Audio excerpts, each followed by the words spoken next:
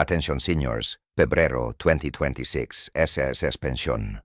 Opisyal na schedule out na may malaking pagbabago sa bayad ngayong buwan. May magandang balita para sa ilan at posibleng maapektuhan ang IB manood hanggang sa dulo para malaman kung kailan at magkano ang matatanggap mo. Pati na rin lahat ng bagong update sa SSS Pensyon. Kung ikaw ay senior citizen o may pamilya na umaasa sa SS, subscribe na sa channel na ito. Dito lang makikita ang pinaka-latest at totoo tungkol sa SS updates. Kumusta mga kababayan? Magandang araw sa inyong lahat. Alam niyo ba na may napakagandang balita ako para sa lahat ng mga pensioners ng Social Security System ngayong buwan ng Pebrero 2026. Tama ang inyong narinig at hindi kayo nagkakamali sa inyong nabasa. Ngayon lang po inilabas ang opisyal na schedule ng SSS Pension Payout para sa buwan ng Pebrero at maraming mga pagbabago na talagang magdudulot ng ngiti sa ating mga matatandang kababayan at sa lahat ng mga qualified pensioners. Kaya manatiling nakadikit sa video na ito dahil ibabahagi ko sa inyo ang bawat detalye, bawat petsa at lahat ng kailangang malaman tungkol sa inyong pensyon para sa buwan na ito. Una sa lahat, gusto kong sabihin na ang SSS ay patuloy na gumagawa ng mga hakbang upang mapabuti ang kanilang serbisyo sa mga miyembro, lalo na sa ating mga senior citizens at pensioners na umaasa sa kanilang buwan ng pensyon. Alam naman natin na ang SS Pensyon ay hindi lamang pera. Ito ay buhay ng maraming pamilya. Ito ang panggamot, pangkain at pang-araw-araw na pangangailangan ng milyon-milyong Pilipino na nag-ambag ng kanilang buong buhay sa sistema. Kaya naman napaka-importante na laging updated tayo sa mga schedule at sa mga pagbabagong nangyayari sa STS. At sa video na ito, aalamin natin lahat ng detalye na kailangan nating malaman. Nagsimula na ang taong 2026 na may mga pagbabago at improvement sa SS system at ang Pebrero ay isa sa mga buwan kung saan makikita natin ang mga patunay ng mga pagbabagong ito. Ang opisyal na schedule para sa Pebrero 2026 ay inilabas na at base sa schedule, ang disbursement ng pensyon ay nagsimula na sa unang linggo ng buwan. Pero bago tayo pumasok sa detalyadong schedule, pag-usapan muna natin kung paano gumagana ang SS Pension Payout System at bakit may iba't ibang petsa ng pagbibigay ng pensyon. Ang SSS ay gumagamit ng isang sistemang batay sa birth month ng pensioner upang maiwasan ang congestion at upang mas mapadali ang distribution ng mga benefits. Ibig sabihin, hindi lahat ng pensioners ay makakatanggap ng kanilang pensyon sa iisang araw. Ang mga pensioners ay nahahati base sa kanilang birth month at mayroon silang assigned na schedule kung kailan sila makakatanggap ng kanilang pensyon. Ang sistemang ito ay nakatutulong hindi lamang sa SSS kundi maging sa mga bangko at bayad centers na nag-aasikaso ng disbursement ng mga pensions. Dahil sa system na ito, mas organized at mas mabilis ang proseso para sa lahat. Ngayong Pebrero 2026, ang SS ay nagsimula ng disbursement noong ikati ng Pebrero para sa mga pensioners na ang birth month ay Enero. Ito ay Monday ng linggong iyon at maraming mga pensioners ang nakatanggap na ng kanilang benefits sa unang batch. Para naman sa mga birth month na Pebrero, ang kanilang schedule ay nakaset sa ikamat ng Pebrero na Martes. Ang mga pensioners na ipinanganak noong Marso ay makakatanggap ng kanilang pensyon sa ikapayo ng Pebrero, habang ang mga ipinanganak sa Abril ay makakakuha ng kanilang pensyon sa ika-6 ng Pebrero. Ang pattern na ito ay nagpapatuloy hanggang sa lahat ng birth months ay maisasaklaw. Ang mga ipinanganak sa Mayo ay makakakuha ng kanilang pensyon sa ika-6 ng Pebrero. Ang mga Hunyo babies naman ay sa ika ng Pebrero dahil weekend ang ika-8 at 9. Ang mga Hulyo birth month ay sa ika ng Pebrero. Ang Agosto ay sa ika-9. Ang Setyembre ay sa ika-13. At ang Oktubre ay sa ika-14. Para sa mga Nobyembre babies, ang schedule ay ika-17 ng Pebrero. At sa wakas, ang mga ipinanganak sa Disyembre ay makakatanggap ng kanilang pensyon sa ika-13. Lahat ng ito ay confirmed at opisyal na mula sa SSS mismo. Ngayon ang tanong ng marami, ano ba ang mga pagbabagong naganap? Una sa lahat, napansin ninyo ba na ang schedule ngayong 2026 ay mas organized at mas maaga kaysa sa mga nakaraang taon? Ito ay dahil sa mga improvements na ginawa ng SS sa kanilang system. Ang SS ay nag-invest sa mas advanced na technology at infrastructure upang mapabilis ang processing at disbursement ng benefits. Ang ibig sabihin nito, mas mabilis na makakatanggap ang mga pensioners ng kanilang pera at mas kakaunti ang mga technical glitches at delays na nakakaapekto sa maraming pensioners dati. Isa pang magandang balita ay ang pagtaas ng SSS pension na ipinatupad noong nakaraang taon at ito ay patuloy na nararanasan ng mga pensioners hanggang ngayon. Alam ninyo ba na ang average na SSS pension ay tumaas ng malaki simula noong 2024 dahil sa pension increase na ipinatupad? Ang increase na ito ay nag-range mula YAM 1,000 hanggang 2,000. Depende sa contribution history ng pensioner. Kaya ang mga tumatanggap noon ng 5,000 ay maaring tumanggap na ngayon ng 6,000 o higit pa. Ito ay napakagandang development, lalo na sa panahon ngayon na ang cost of living ay patuloy na tumataas. Bukod dito, ang SL ay nag-i-improve din ng kanilang online services at mobile app. Ngayon, hindi na kailangan ng mga pensioners na pumunta pa sa SS office para lang mag-check ng status ng kanilang pensyon o para mag-update ng kanilang information. Lahat ay pwede nang gawin online sa kaginhawaan ng inyong tahanan. Ang SS Mobile app ay may features na kung saan makikita ninyo ang inyong pension history, ang next payout date ninyo, at maaari din kayong mag-apply para sa iba't ibang programs at benefits ng SS. Ang digitalization na ito ay isang malaking tulong, lalo na sa ating mga senior citizens na mahirap ng maglakbay at pumila ng matagal. Para sa mga pensioners na tumatanggap ng kanilang pensyon through ATM, ang SSS ay nagpartner sa mas maraming bangko upang magkaroon ng mas maraming options kung saan makukuha ang pensyon.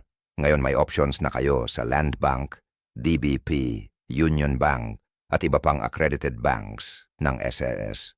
Ang ibig sabihin nito, mas flexible kayo sa pagpili ng bangko na mas convenient para sa inyo. At dahil sa partnership na ito, mas mababa na rin ang instances ng ATM downtime at technical issues na dati ay nagiging problema ng maraming pensioners. Isa pang important na information na dapat ninyong malaman ay ang tungkol sa requirements para sa continued disbursement ng pensyon. Ang SS ay nag-require ng annual confirmation of pensioners para masiguro na ang mga tumatanggap ng pensyon ay buhay pa at entitled pa rin sa benefits.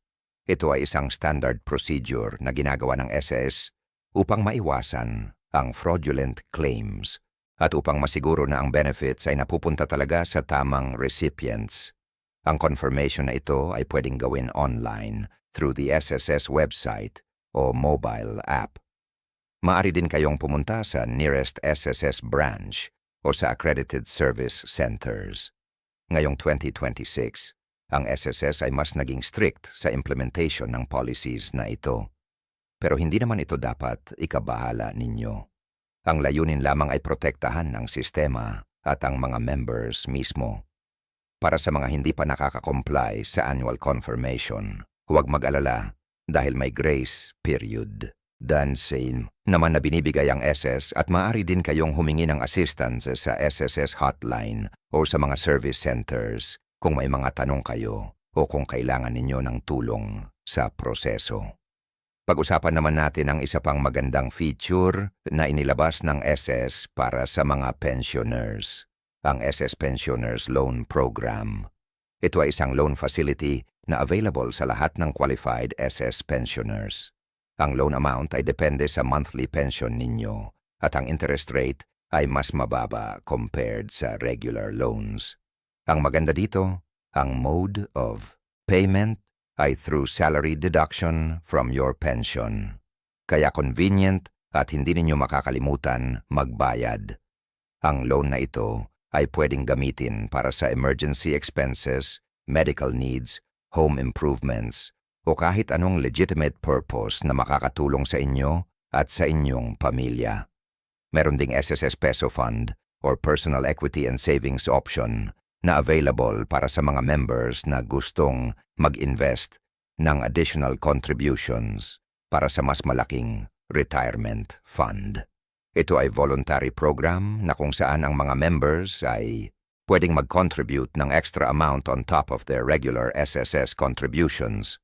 At ang amount na ito ay invested sa different financial instruments na maaring mag-generate ng higher returns. Ang Peso Fund ay isang magandang option para sa mga gustong mag-prepare ng mas comfortable retirement life. Bumalik tayo sa schedule ng Pebrero. Halaga na tandaan ninyo ang exact date ng inyong pension payout basis sa inyong birth month. Kung sakaling hindi kayo makakapag-withdraw ng inyong pension sa assigned date ninyo, huwag mag-alala dahil ang pera ninyo ay nakalagay pa rin sa inyong account at pwede ninyo itong kunin anumang oras pagkatapos ng inyong scheduled date. Pero syempre, mas maganda kung kukunin ninyo ito as soon as possible para magamit ninyo kaagad. Para sa mga pensioners na tumatanggap ng kanilang pensyon through check, ang process ay medyo iba. Ang mga checks ay naiipadala sa inyong registered address at usually ay natatanggap ninyo ito few days after ng scheduled payout date. Ang SSS ay nag-recommend na kung pwede, mag-switch na kayo sa ATM or bank deposit method dahil mas mabilis, mas secure at mas convenient. Pero kung preferred ninyo pa rin ang check, walang problema. Ang SSS ay patuloy na nag-a-accommodate ng option na ito. Isang importanteng reminder din para sa lahat ng pensioners, laging i-update ang inyong contact information sa SSS. Kung nagbago ang inyong address, phone number, or email, i-report ito kaagad sa SSS. Ito ay mahalaga para sa communication purposes at para masiguro na natatanggap ninyo ang lahat ng important announcements at notifications mula sa SSS. Ang pag-update ng information ay pwedeng gawin online or sa SSS branch. Ang SS ay mayroon ding mga special programs para sa mga pensioners na may disabilities o sa mga bedridden pensioners na hindi makalabas ng bahay.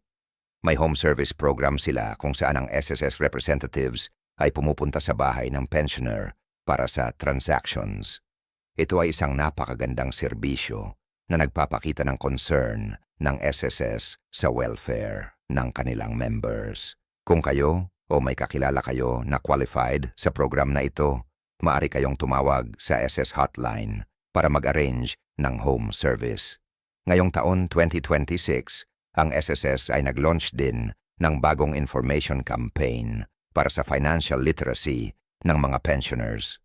Ang layunin nito ay turuan ang mga pensioners kung paano mag-manage ng kanilang pensyon, kung paano mag-budget at kung paano maiwasan ang mga scams at fraudulent schemes na targeting senior citizens. Maraming mga seminar at workshops na ino-offer ng SS at ito ay free of charge.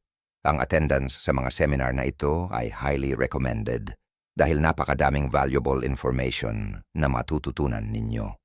Speaking of scams, maging vigilant kayo sa mga text messages o phone calls na claiming na galing sa SSS at humihingi ng personal information o ng pera. Ang SS ay hindi kailanman humihingi ng ATM PIN, password o bank details through text or call. Kung may magtanong ng ganitong information, huwag kayong magtiwala at i-report ito kaagad sa SSS or sa authorities. Maraming mga modus na lumalabas ngayon na targeting mga senior citizens kaya kailangan nating maging extra careful. Ang SSS ay mayroon ding funeral benefit program na available sa mga members at pensioners. Kung sakaling pumanaw ang isang pensioner, ang kanyang beneficiaries ay pwedeng mag-claim ng funeral benefit amount na pwedeng gamitin para sa funeral expenses. Ang amount ng benefit ay nakadepende sa contributions ng deceased member. Ang processing ng funeral benefit ay relatively fast at ang SSS ay tumutulong para masiguro na ang families ay hindi masyadong mabibigatan ng financial burden during difficult times. Para sa mga pensioners na may dependents, meron ding dependence pension na available. Kung ang pensioner ay may legitimate dependents na hindi pa self-supporting, tulad ng mga anak na below 21 years old o mga anak na may disability, eligible sila na makatanggap ng additional pension. Ang dependence pension ay automatic na nadadagdag sa monthly pension ng primary pensioner. Ito ay isang malaking tulong, lalo na sa mga pensioners na may responsibilidad pa sa kanilang mga anak. Ang SS ay committed din sa environmental sustainability. Ngayon nag-encourage sila ng paperless transactions at digital communications. Ang mga pensioners ay pwedeng mag-opt na makatanggap ng electronic statements at notifications sa halip na printed documents. Ito ay hindi lamang environment-friendly, kundi mas convenient din dahil madali lang ma-access ang documents anytime, anywhere, through your email or through the SSS portal. Mahalaga ring banggitin ang SSS hotline at customer service. Kung mayroon kayong anumang tanong, concerns, or complaints, maaari kayong tumawag sa SS hotline na available from Monday to Friday during office hours. Ang customer service representatives ay trained para tumulong sa lahat ng inquiries ninyo. Meron ding email support kung mas komportable kayo na magsulat ng inyong concerns. Ang SS ay nag-improve ng kanilang customer service response time, kaya mas mabilis na ngayon ang resolusyon ng issues compared sa dati. Ang pensyon ng SS ay exempted din from withholding tax. Ibig sabihin, ang full amount ng inyong pensyon ay ang matatanggap ninyo without any deductions for tax.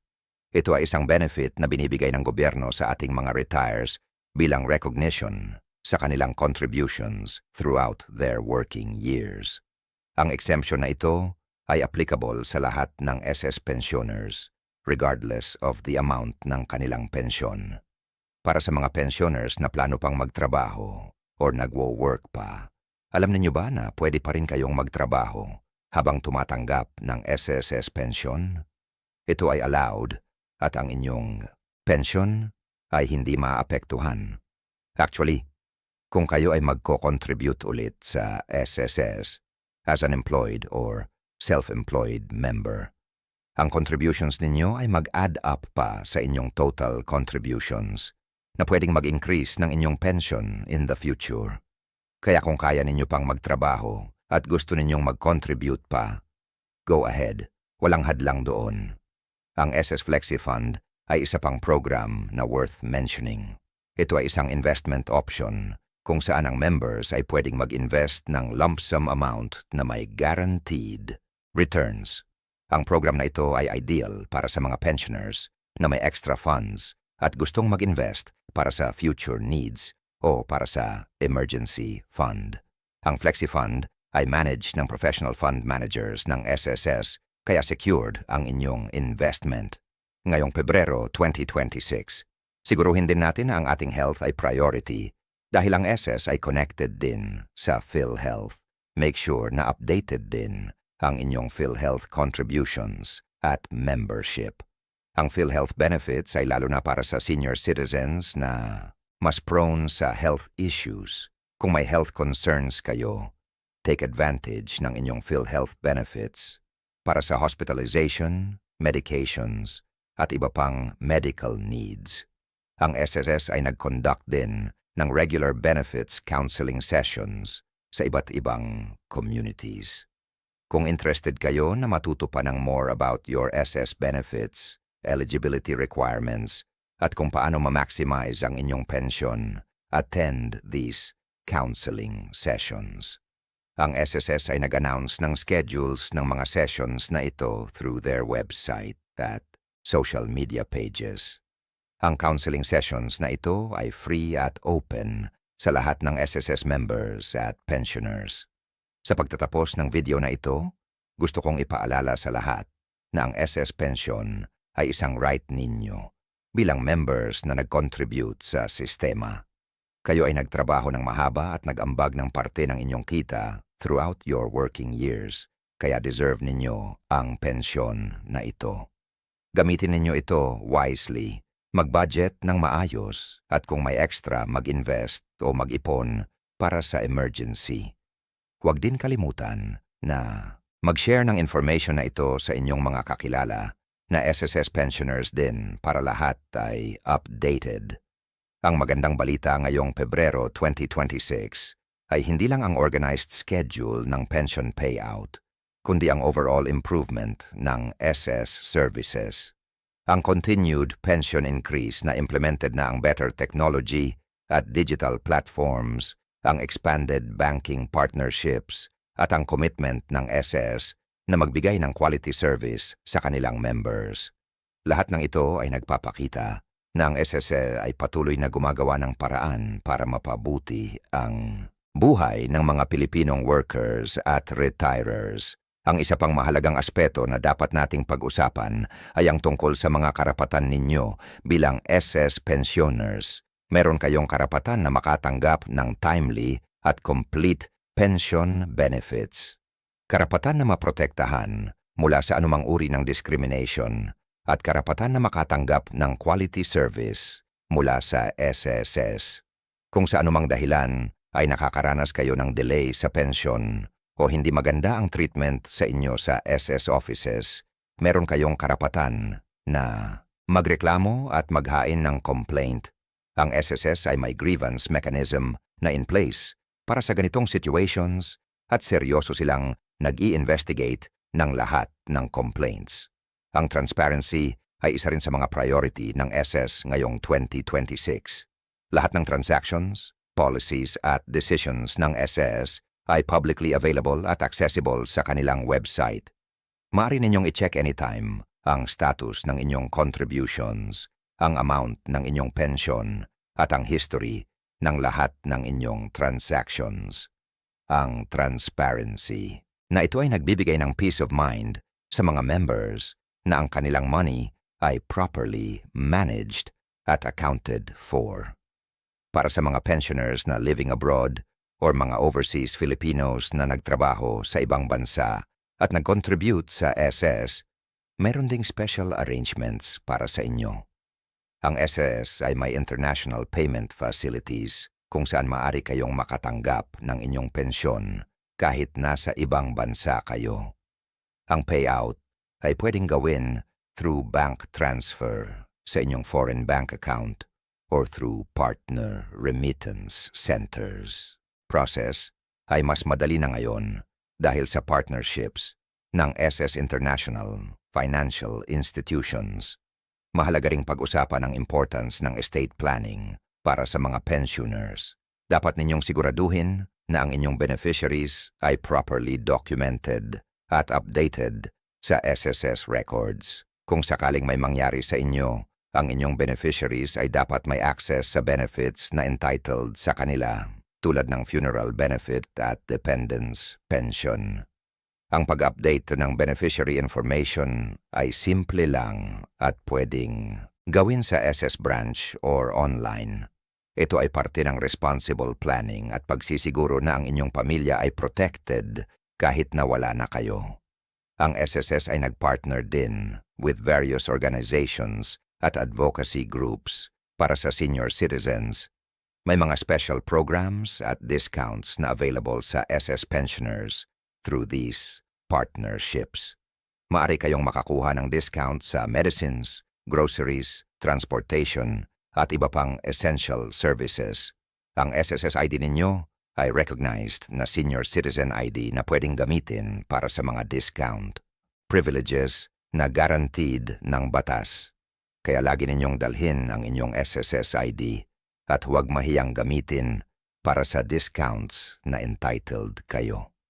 Ngayong pandemic era pa rin, ang health and safety protocols ay patuloy na ipinapatupad ng SSS sa lahat ng kanilang offices. Kung kailangan ninyong personal na pumunta sa SS branch, siguruhin na sumusunod kayo sa protocols tulad ng pagsusuot ng face mask kung required, social distancing, at iba pang health measures. Pero syempre, mas encourage pa rin ang online transactions para mas safe para sa lahat, lalo na sa ating mga senior citizens na mas vulnerable sa health risks. Ang financial wellness ay importante din para sa mga pensioners. Ang SS ay nag-o-offer ng financial literacy programs at workshops na nagtuturo ng proper money management investment basics at how to avoid financial scams.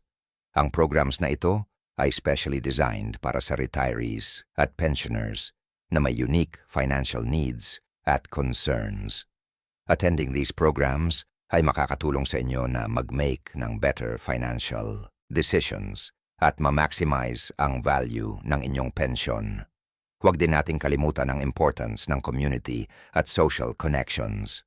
Maraming SSS pensioners, associations at senior citizens club sa iba't ibang communities.